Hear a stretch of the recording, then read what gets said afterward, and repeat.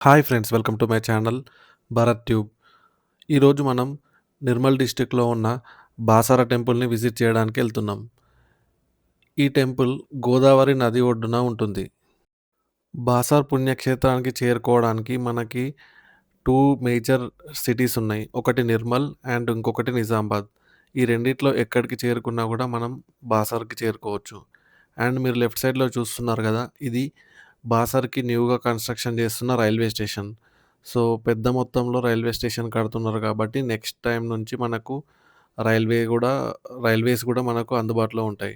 And ఈ పైన కనిపించే ఫ్లైఓవర్ అండ్ ఆ పక్కన కనిపించే ఐరన్ బ్రిడ్జ్ ఇవన్నీ ఈ రైల్వేస్ కోసమే నిర్మించబడుతున్నాయన్నమాట. సో, మనకి బాసర ఎంట్రీ కాంగానే ఫస్ట్ ఒక హాఫ్ కిలోమీటర్ అట్లా బ్రిడ్జొస్తది. అది గోదావరి నది పైన కట్టిన బ్రిడ్జ్. సో, ఇంకో కొత్త బ్రిడ్జ్ గూడా ఏస్తున్నారనమాట సైడ్‌కే. ఈ బ్రిడ్జ్ కంప్లీట్ అయిపోయిన తర్వాత నెక్స్ట్ దానిపై నుంచే ఎళ్ళడం ఉంటది. అండ్ ఇది దాటిన తర్వాత నెక్స్ట్ మనకి బాతింగ్ ఘాట్ ఒస్తదనమాట. అదే స్నానాలు చేయడానికి ఘాట్ ఉంటది గదా! అది. సో, మనము ఎంట్రన్స్ మాత్రం ఘాట్ నుంచెళ్ళము.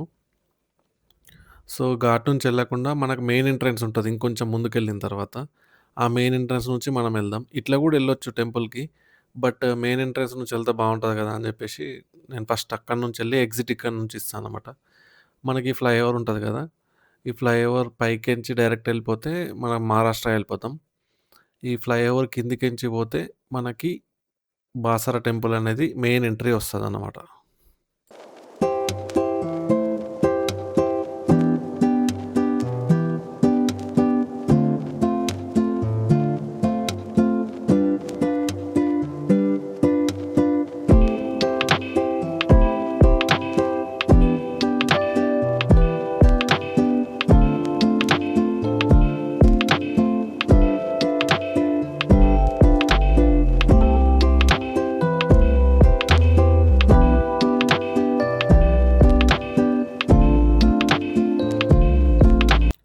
సో, మనం బాసర్ ఎంట్రన్స్ అంటే బాసర్ టెంపుల్ ఎంట్రన్స్ దగ్గరకొచ్చేసినాం. ఇదంతా షాపింగ్ ఏరియా.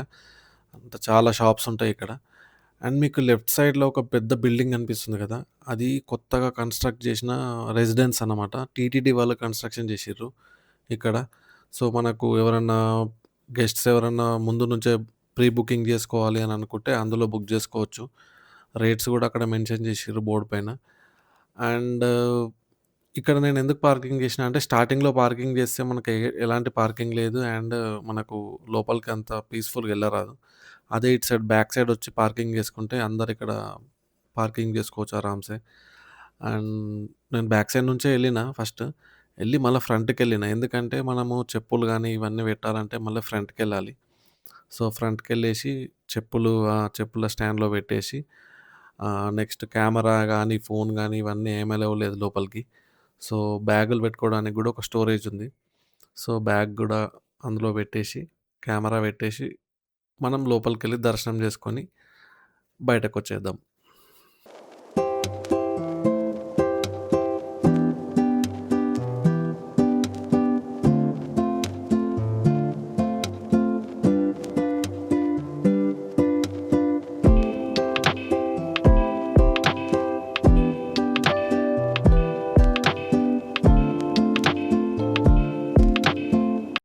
సో, మనం దర్శనం చేసుకొని బయటకి రాంగానే లెఫ్ట్ సైడ్‌లో ఇట్లా రైల్స్ ఉంటాయన్నమాట అన్నీ.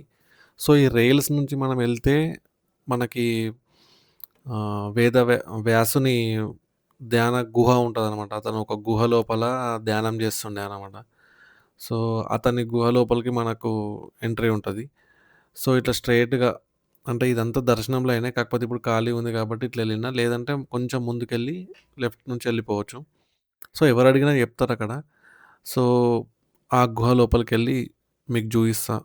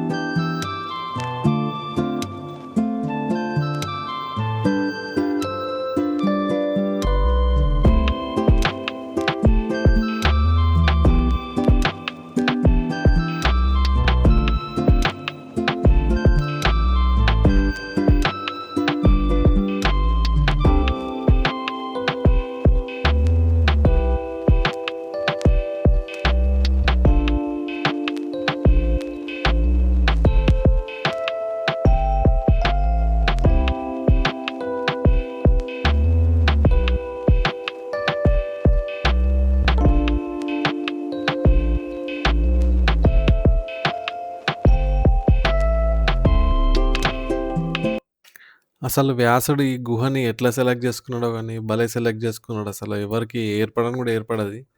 అంత లోపలికుందిది. అంటే లోపలికి అంటే కొద్దిగా దూరమే ఉంది గానీ, లైక్ చిన్న ఎంట్రన్స్ అన్నమాట. ఇంత లోపల కూర్చుంటే ఆరామ్‌సే మంచిగా ఏ డిస్టర్బెన్స్ ఉండదు. మంచిగా మెడిటేషన్ చేసుకునే వాళ్ళకి మాత్రం సూపర్ ప్లేస్ అనుకోవచ్చిది. అట్లుంది. ఆహ్, లోపల 2 విగ్రహాలు పెట్టేసిర్రు. వాళ్ళది వ్యాసుందనుకుంటా ఇది.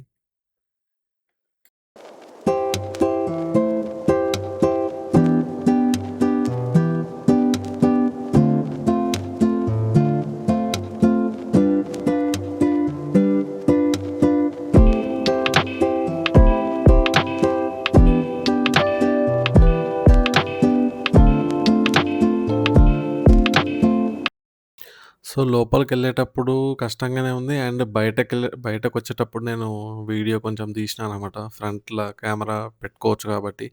లోపలికెళ్ళేటప్పుడు నాకు తెలవదు కాబట్టి, సో, నేను పెట్టలేదు. సో, ఇప్పుడు మీరు నన్ను చూడొచ్చు. నేను బయటకొచ్చేది మొత్తం మీకు చూపిస్తా. అండ్ కొన్ని కొన్ని చిన్న చిన్న సందుల్లాగున్నాయనమాట. నాకు తెలిసి ఎయిర్ కోసం కావచ్చు అవన్నీ. కానీ కష్టంగుంది. బయటకి రావడం కొంచెం కష్టం. చాలామంది కష్టపడుకుంటూనే పోతుర్రు. అండ్ లోపల గూడా బాగా వేడిగుందనమాట. అంటే అది దీపాలు పెట్టడం వల్లనా? లేకపోతే నాకు తెలిసి దీపాలేం పెట్టకపోతే మాత్రం కూల్‌గానే ఉంటుండొచ్చు. బట్ దీపాలు పెట్టడం వల్ల కొద్దిగా వేడెక్కువుంది లోపల.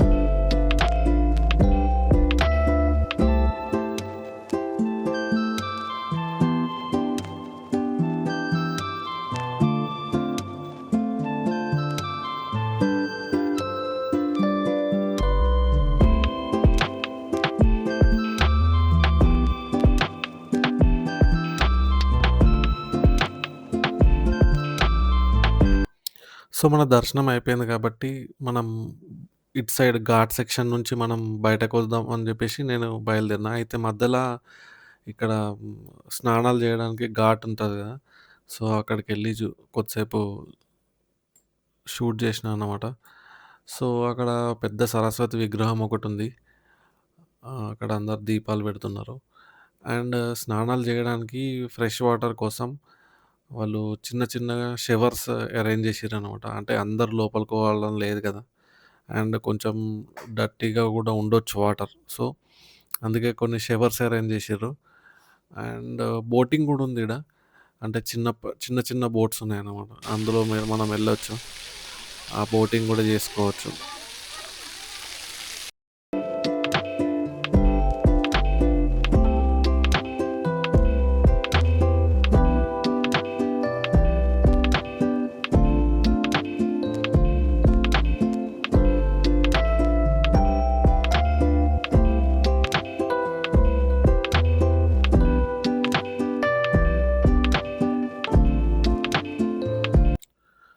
ఆ బాతింగ్ ఘాట్ నుంచి కొంచెం ముందుకు రాంగానే మనకిక్కడ గంగా హారతి ఇచ్చే స్పాట్ ఉంటదన్నమాట. ఈ స్పాట్‌లో ఏందంటే డైలీ ఈవినింగ్ 7:00 అట్లా గంగా హారతిస్తారు. ఇక్కడ సరస్వతి దేవి గూడా విగ్రహం ఉంటది. సో, సో 7:00 గాబట్టి మనం వెయిట్ జేయలేం గాబట్టి జస్ట్ నార్మల్‌గా షూట్ చేసేసిన. ఇక్కడనే ఇచ్చేది. అండ్ ఇది అయిపోయిన తర్వాత ఇది లాస్ట్ ఇంగ. అండ్ ఇక్కడ చిన్న లైక్ ఒక కుండిలాగుందనమాట. అది ఎందుకో నాకు గూడా తెలీదు. నాకు తెలిసి అవి ల్ మన దీపాలు ఇడవడానికి గావచ్చు దాని లోపల. అంతే ఇంగ లాస్ట్ ఇదే. అండ్ నెక్స్ట్ మనం ఇప్పుడు ఘాట్ సెక్షన్ నుంచి బయటకొచ్చే రోడ్ ఉంటది గదా! ఆ రోడ్ నుంచి మనం ఎగ్జిట్ అయిపోయినామనమాట. ఎంట్రన్స్ అక్కడి సైడ్ నుంచి, ఎగ్జిట్ ఇటు సైడ్ నుంచి. అండ్ సేమ్ మళ్ళీ బ్రిడ్జ్. బ్రిడ్జ్ దాటేసిన తర్వాత ఇంగ ఇంటికెళ్ళిపోవడమే. సో, నేను ఇంటికి రీచ్ అయ్యేసరికి నైట్ అయిపోయిందనమాట. సో, లైక్ 8:30 ఆ టైం అయింది రీచ్ అయ్యేసరికి. ఓకే ఫ్రెండ్స్, ఇది బాసర ట్రిప్ మొత్తం. సో ఈ వీడియో మీకు నచ్చింది అనుకుంటున్నాను. So please do subscribe and like my video. Thank you. Bye.